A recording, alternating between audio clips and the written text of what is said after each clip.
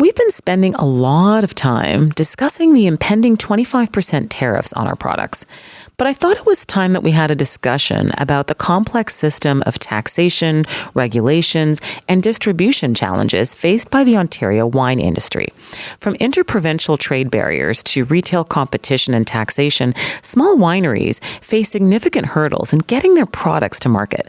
Joining me now to break down the realities of the wine business in Ontario is Dan Sullivan, co-founder of Rosehall Run Vineyards in Prince Edward County. Hi, Dan. Thanks for joining us this morning. Good morning, Deval. How are you? Staying warm? Yes, I am staying warm until I have to jump in my car and get home. Oh, my goodness. Yeah. Yes. I'm quietly tucked away here at home. So perfect. So let's start with, what are the biggest challenges for independent wineries today?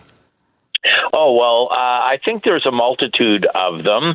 I think the biggest one is getting our wines to market and consumer acceptance, to be frank with you. Ontario has been making wine for many, many years, but in the last 20 years or so, the quality has improved immensely. And I think that it's taking a little bit of time for consumers to recognize that.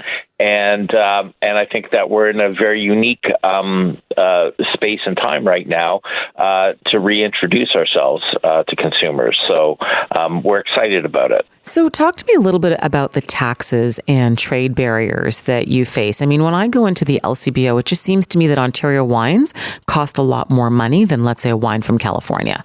So can you talk to us a little bit about what are all the taxes and tariffs that are put on your products? So essentially, wines that are being sold to consumers in the LCBO from Ontario are treated exactly the same as wines that are being imported from other countries. So we pay the importation, distribution, and retailing markups that wines from other countries face. And one of the big things that sets us apart is it was interesting that you mentioned that Ontario wines seem expensive compared to other parts of the world. And so it depends what other parts of the world you're talking about.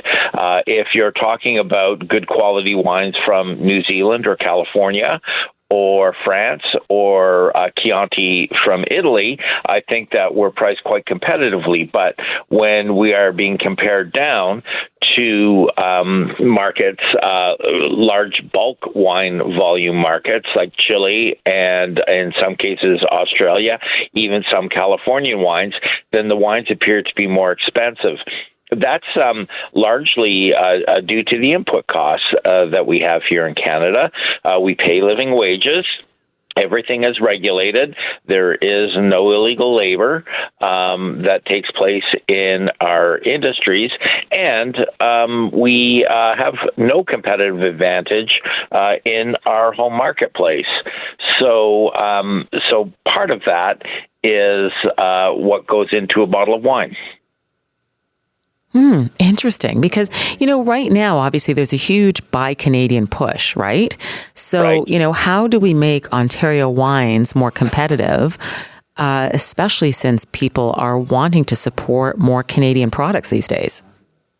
So I think the biggest way to do it is to take a lot of the issues that we have with regards to red tape and like things like interprovincial trade barriers and the reporting of our wines through the LCBO, which and Alcohol and Gaming Commission of Ontario, and streamline it. So when we're talking about the average price of a bottle of wine in the LCBO, for example, the producer is getting roughly, I think I forwarded it to you, but I think it's around 38% of the bottle price that is going into the store. And then the rest is either provincial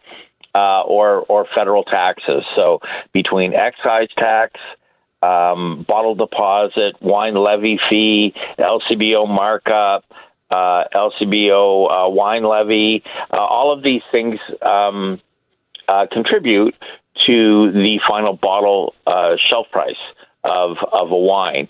So, in fairness, our lot in life with regards to sales in the LCBO improved recently. We do get rebated back a portion of the fees that we pay to the LCBO, largely to offset the fact that our product is neither imported and we don't really require the distribution. What we do require is the retail support at the LCBO, which they've done a great job of doing for our industry. Wow. Dan, thank you so much. That's been very insightful and very interesting. Thanks for joining us this morning. You're very welcome. Thanks, Deval. No problem. That was Dan Sullivan, co-founder of Rosehall Run Vineyards, located in Prince Edward County. Their family winery is a 150-acre farm with 26 acres of vineyards producing internationally recognized wines. Coming up next, we're going to be chatting with the owner of Left Field Brewery, a local brewery here in Leslieville, actually. It's currently 9:29. You're listening live to Deval Morrison at 640 Toronto. The snow is coming down extremely heavy right now. We've got well over 5 centimeters coming down for later on today. So be safe outside. Take care. Don't even get on the roads is probably the best advice that I could offer you today. You got to psych yourself up to clearing off the snow off your car. It's currently -5. Thanks so much for listening.